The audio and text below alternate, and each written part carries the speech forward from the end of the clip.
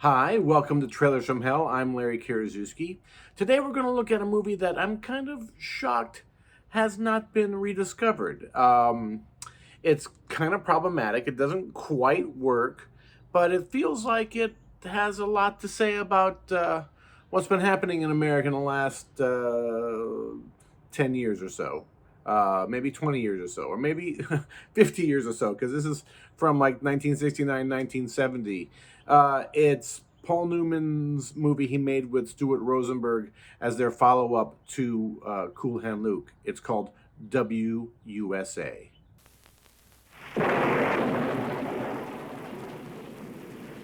Everybody in this whole country is out of line is going to learn fear, and that's going to be very shortly. We can't provide a lot of time, sympathetic understanding. These people are hurting, Reinhardt.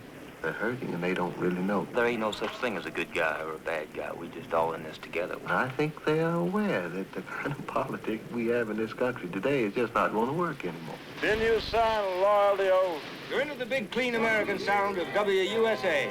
The sound of a decent generation. For a long time, this movie was very difficult to see.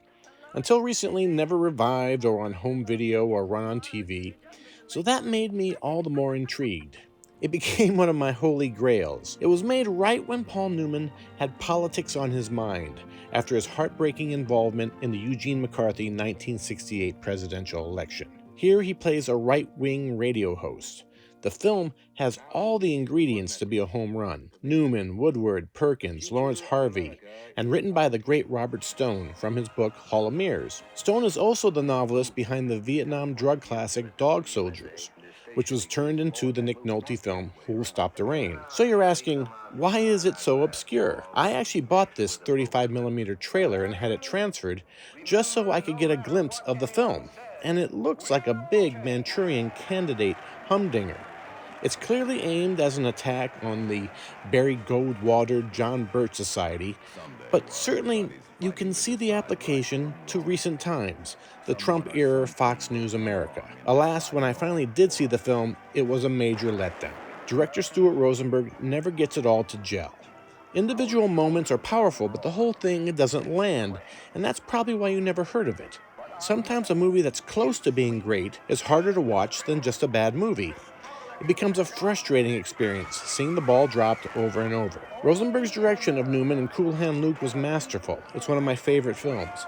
But every time they reteamed, it was a miss. On Terrence Malick's script for Pocket Money and the Ross McDonald's Harper follow-up, The Drowning Pool, once again, all the elements are there, but the movies never show up. Still, WUSA works as a late 60s curio, capturing the angst of that particular moment. Paul Newman completist should seek it out.